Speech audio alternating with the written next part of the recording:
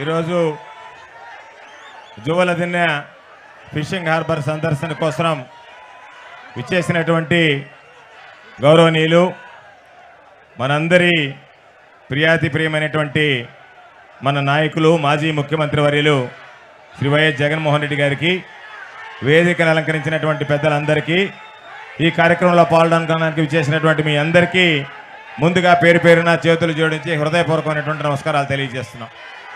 ఈరోజు ప్రత్యేకించి జగనన్న ముఖ్యమంత్రి కాగానే దశాబ్దాలుగా ఈ ప్రాంత మత్స్యకారుల కళా కోరిక అయినటువంటి జువలదిన్నె ఫిషింగ్ హార్బర్ని నిర్మించివ్వడం జరిగింది.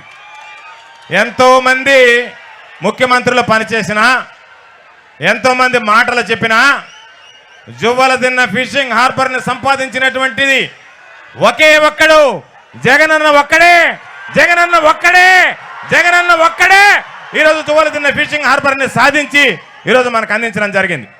అటువంటి నేపథ్యంలో దాదాపు పూర్తయినటువంటి జువలదిన్నె ఫిషింగ్ హార్బర్ని ఈరోజు దాన్ని వినియోగంలోకి తీసుకురాకుండా, వాడుకోవడానికి వీలు లేకుండా మిగిలిపోయినటువంటి అరాకొరా పనులు ఆపివేసి దానిని ఈరోజు కూటమి ప్రభుత్వం చంద్రబాబు నాయుడు సాగర్ డిఫెన్స్ అనేటువంటి ఒక ప్రైవేట్ కంపెనీకి దారాదత్తం చేయడంతో ఈ ప్రాంత మత్స్యకారులందరూ కూడా జగనన్న మాకు ఇచ్చినటువంటి ఆస్తి, మేము మా హక్కుగా అనుభవించేటువంటి జువలదిన్నె ఫిషింగ్ హార్బర్ని వీళ్ళు ప్రైవేట్ పరం చేయడానికి వీలు లేదు అని మత్స్యకారులందరూ కళం ఎత్తిన తర్వాత ఈరోజు మీకు భరోసాని ఇవ్వడానికి జగనన్న స్వయంగా రావడం జరిగింది.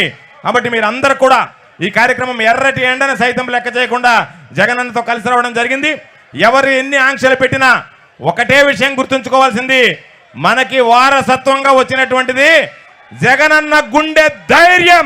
మన వారసత్వంగా వచ్చినంత వరకు ఎవరికి భయపడకుండా ఎన్ని అడ్డంకులు సృష్టించినా, ఎన్ని రకాల అవరోధాలు కలిగించాలని ప్రయత్నించినా వేలాది తరలి వచ్చినటువంటి మీ అందరికీ హృదయపూర్వకమైనటువంటి ధన్యవాదాలు తెలియజేస్తూ మిమ్మల్ని అందరినీ ఉద్దేశించి ముందుగా కావలి నియోజకవర్గ ఇన్ఛార్జి అయినటువంటి రామిరెడ్డి ప్రతాప్ కుమార్ రెడ్డి గారిని మాట్లాడవలసిందిగా కోరుతున్నాను.